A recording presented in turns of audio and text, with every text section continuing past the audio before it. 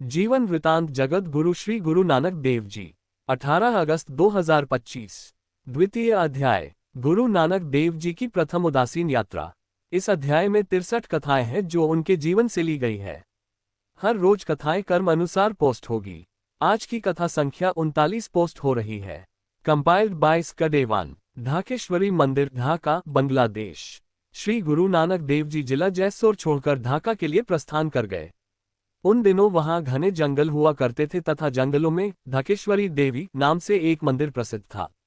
इस ढाकेश्वरी मंदिर के निकट का गांव ढाकेश्वरी गांव कहलाता था, परंतु वहां अधिक आबादी नहीं थी। इसका कारण एक ये भी था कि वहां नदियों के जल के अतिरिक्त मीठे पानी का कोई और स्रोत न था। जो भी पानी वहां उपलब्ध था वह खारा था। जब गुरुदेव वहां पहुंचे तो उन दिनों ढाकेश्वरी मंदिर में वार्षिक उत्सव था, अतः अपार श्रद्धालु वहां पूजा अर्चना के लिए पहुंच रहे थे। गुरुदेव ने भी मंदिर के निकट डेरा लगा लिया और कीर्तन आरंभ कर दिया। कीर्तन के आकर्षण से बहुत भीड़ इकट्ठा हो गई। उस समय गुरुदेव शब्द उच्चारण करते हुए कहने लगे, चेतन हो के जड़ को माने सो दुख पावे दूही जहाने, वोट ना पावे और झड़ जाही भर में भूला भटका खाही। वार्षिक उत्सव होने के कारण वहां दूर दूर से साधु सन्यासी तथा सिद्ध लोग आए हुए थे। वे अपने अपने खेमे लगाकर लोगों से पूजा के बहाने धन एकत्र करने में लगे हुए थे। इनमें मुख्य रूप में लुटिया सिद्धक, मैलनाथ, रविदास, नारायणदास, चांदनाथ इत्यादि थे।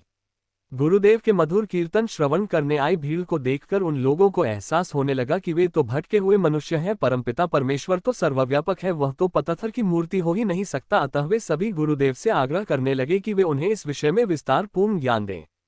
तब गुरुदेव ने अपने प्रवचनों में कहा कि ईश्वर का जो अयोनि है, पत्थर या मिट्टी से निर्माण नहीं किया जा सकता। परमात्मा कण कण में निवास करते हैं।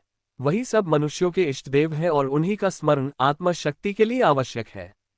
हमें अपने हृदय में ही उसे खोजना चाहिए, क्योंकि वह सर्वव्यापक है।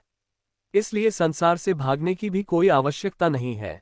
हम उस प्रभु की बनाई चेतन मूर्तियां हैं। वह स्वयं घट घट में विद्यमान है, परंतु हमारे द्वारा निर्मित जड़ मूर्ति में वह नहीं हो सकता।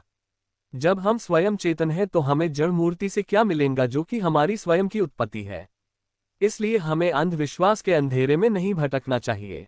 इस प्रकार के कार्य व्यर्थ में समय गंवाने के बराबर है तथा हमारा प्रत्येक कार्य निष्फल चला जाता है। अतः हमें सत्य की खोज जागरूक होकर करनी चाहिए। अंधे गूंगे आंध अंधारू पाथरू जे पूजही मुगद गवार, होगी जा आपी डूबे तुम कहा तरनहारू। राग बिहागडा, पृष्ठ 556। गुरुदेव के प्रवचनों की धूम मच गई।